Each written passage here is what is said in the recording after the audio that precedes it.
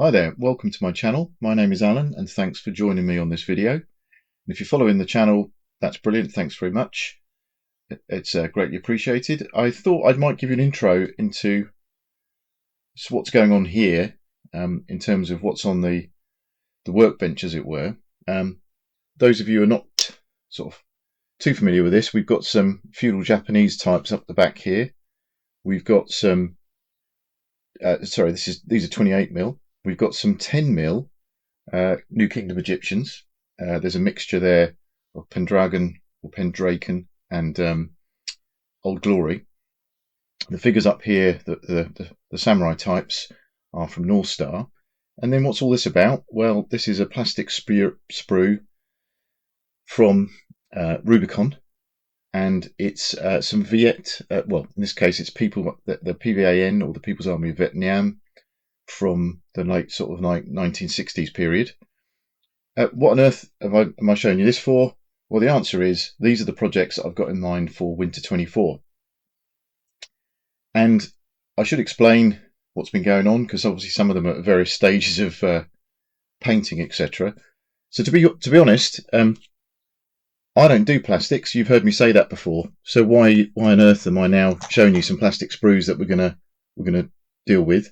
The answer is I've had a number of projects in mind for quite a long time actually now. One of those is based around the French involvement in Indochina, the Dien Bien Phu type period, and some of the sort of early stages of what became obviously the Vietnam War. Not many people doing it, or certainly I didn't think there were, and I had this great idea that I would use some of the Rubicon models and effectively turn them into Viet Minh as opponents for the French that I've got. Turns out, and I thought I was, not exactly groundbreaking, but I thought it might be a new thing to actually try Bolt Action as a rule set that would work quite well within that period. Turns out, if you open up your cover or the latest edition of War Games Illustrated, you find somebody else has pretty much had the same idea. But that's one of my projects. The second one are these little guys here, these New Kingdom Egyptians. Now, to be honest, part of the reason I've done a few of them already is that I'd never painted. Well, I have painted small scale figures. I've painted 6mm figures. The interesting thing about 10mm was I thought they might be sort of in between 6mm and a kind of 15mm type approach, not just in terms of size, but in terms of painting. So if you come and join me again on one of the other videos, I'll give you a heads up as to how I'm doing them, how I've managed to kind of speed up the process without losing some of the result I was looking for. And I'll talk to you about the Age of Hannibal rules that I've selected to use for those guys as well. And then the chaps at the back are from North Star. I think it's called the Bandit Buntai, which is basically a group that's designed to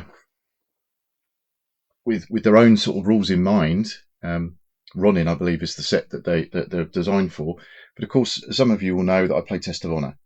Now, the guys at the back, there's 9 of them, are going to get painted first for no other reason than there's only 9 of them, but I've also got to get them ready for a game at the weekend.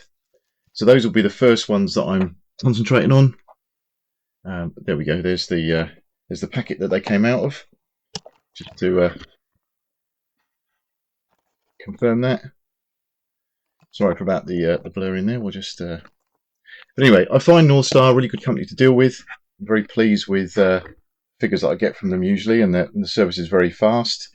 So the guys at the back will be some of the first done because of the pressure of the game. And then I'll have a little chat to you about what we're doing with the 10mm figures. So from here on in, we're going to have 3 sets of videos running. One in Indochina, one in the Biblical era, and one in feudal Japan.